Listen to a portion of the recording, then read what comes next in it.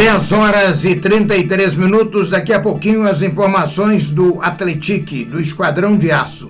Você vai conferir daqui a pouco no Jornal das 10. E agora, o Jornal das 10 vai abrir espaço. A gente vai bater um papo com o promotor Antônio Pedro da Silva Melo, Toninho de Melo, para falar um pouquinho da situação da sinalização da Avenida 31 de Março, na Colônia do Marçal. Doutor Antônio, muito obrigado pela participação do senhor e um bom dia. Bom dia, Geraldo. Bom dia, amigos ouvintes do Jornal da 10 e da Rádio São João del Rei. Geraldo, é um prazer, mais uma vez. Nosso Ministério Público só tem que agradecer essa disponibilidade da Rádio São João e dos demais órgãos de informação de São João del Rei para nos abrir espaço para poder explicar para toda a comunidade de São João e da região, né, tudo que está acontecendo nesse episódio aí da Avenida 31 de Março. E, na verdade, o início dessa história foi a quantidade de acidentes que ocorriam ali na Avenida 31 de Março, muito atropelamento, porque ali, embora sendo uma avenida hoje urbana, muito movimentada e com muitos comércios ali, igrejas, trânsito de pedestres, de ciclistas, de motociclistas e de carros e de carretas muito grande. Então, o que nós temos? Antigamente, a rodovia BR-383, que ligava São João del Rei a Joaquim Murtinho, lá perto de Congonhas, era uma rodovia estadual, depois virou federal, com o número de BR-383.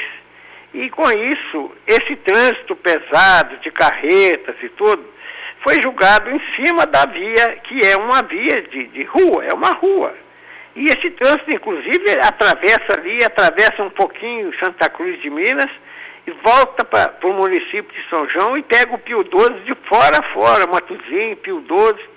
E é um drama para São João del Rei ainda hoje, essa BR passando dentro da cidade, né? Mas isso é uma coisa futuramente, eles vão ter que rever isso. Pois bem, ali naquele trecho, entre o aeroporto e a ponte do antigo Bezerrão, que eles chamam, hoje é o Leite Del Rios, né? É um trecho que ficou caótico, muito difícil de rodar ali. Então, o Ministério Público entrou nesse episódio, diante do grande número de acidentes.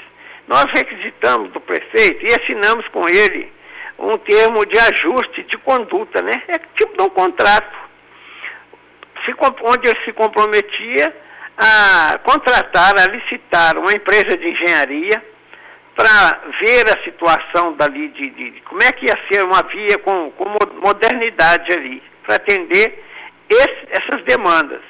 Ao mesmo tempo, nesse termo de ajuste de conduta, nós exigimos até que fosse contratada uma outra empresa para sinalizar, especialista em sinalização.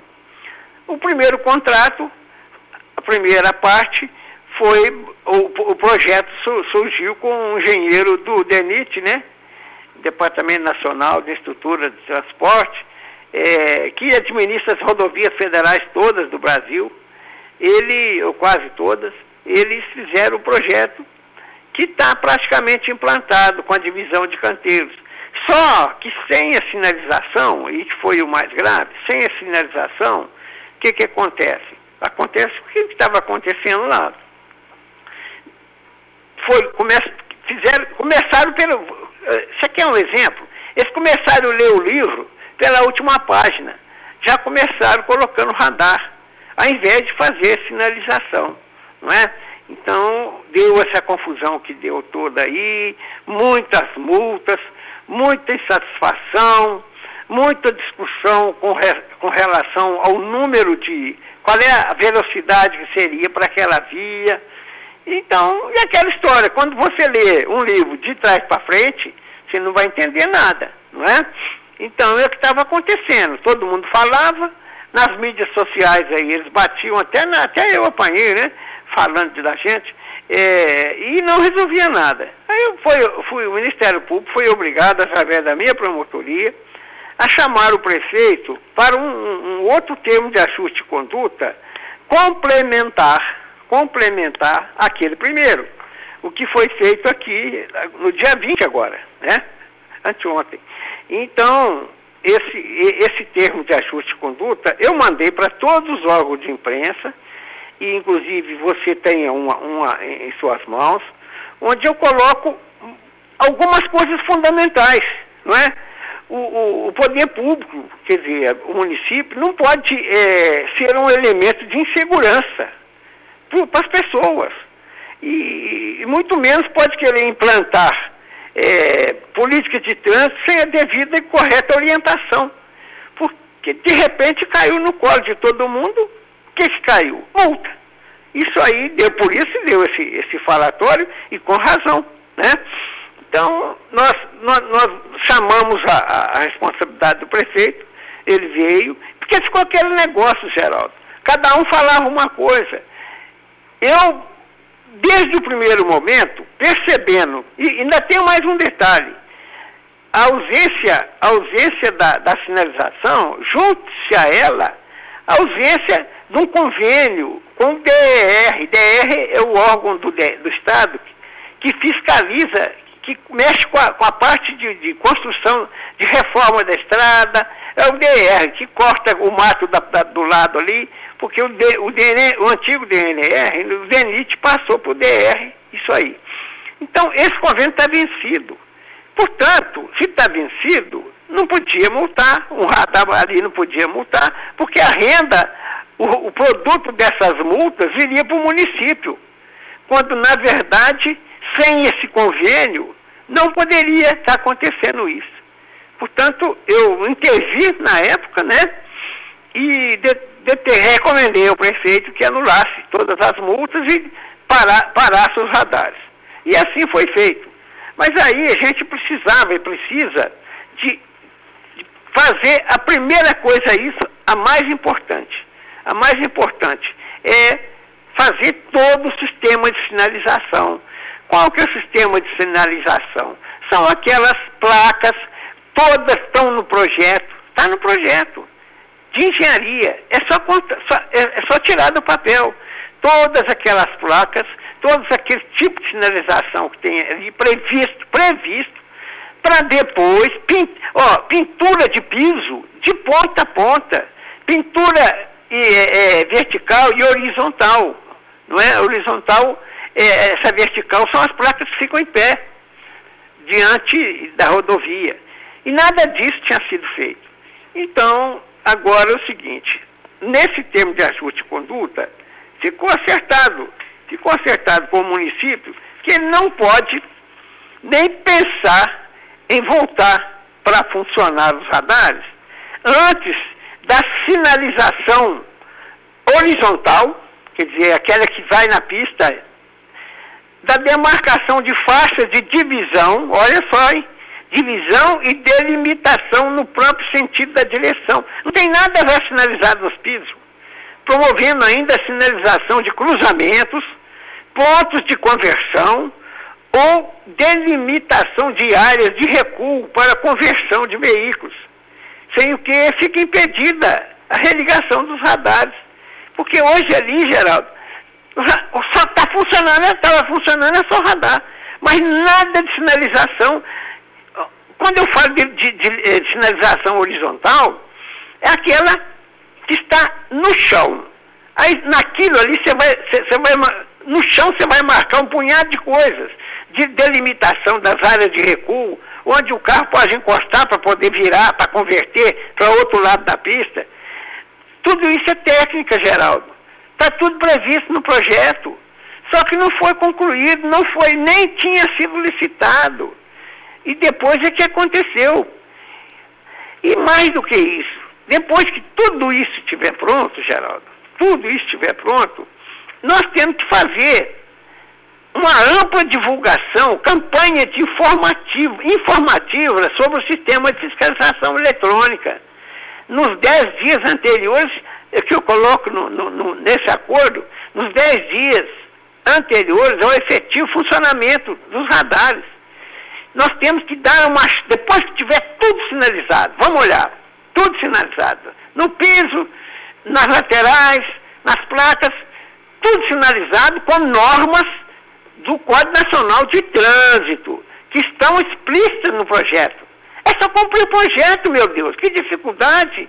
Então, depois que isso tudo tiver, vamos fazer que se faça uma campanha maciça de faixas aéreas na mídia, falando, gente, os radares vão começar daqui a 10 dias, vocês se preparem, vai acontecer isso. Agora, a delimitação de quantos quilômetros por hora pode ser colocado ali, não compete a gente chutar.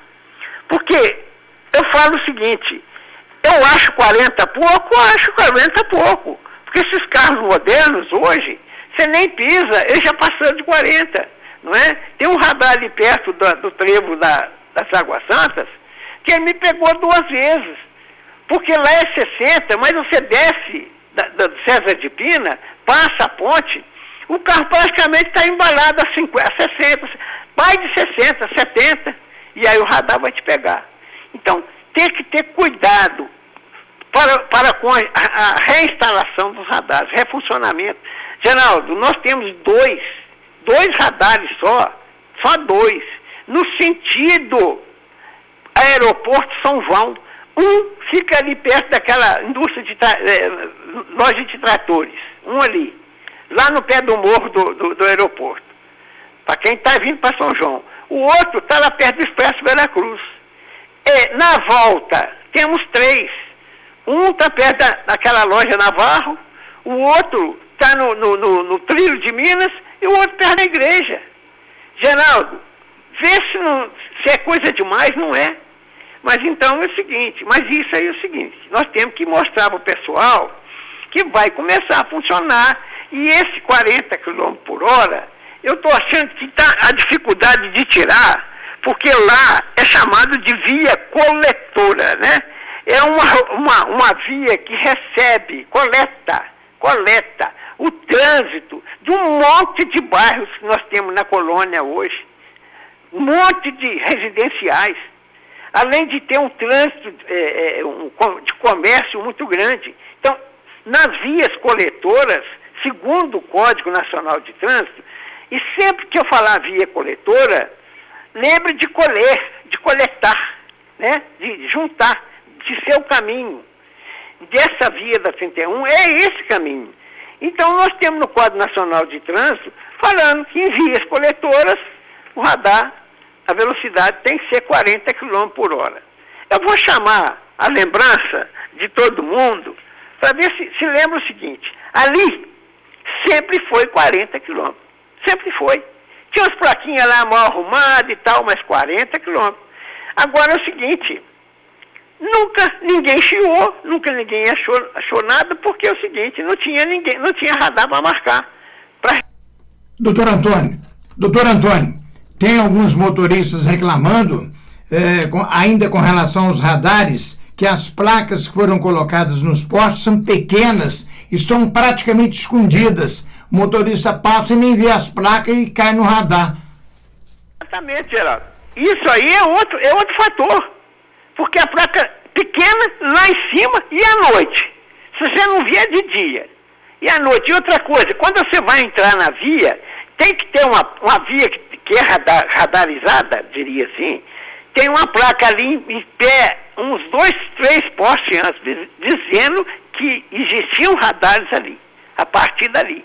Então, faltou sinalização, houve uma correria para poder começar a colocar radar, em prejuízo de tudo isso, não houve comunicação, e além de mais, olha que nós temos lá, nós temos uma ausência total de informação. As pessoas estão batendo cabeça, e o município, as autoridades também. Doutor Antônio, outro detalhe que eu gostaria de saber, atendendo aí a vários motoristas que passam por aquela rodovia, né? Por aquela via.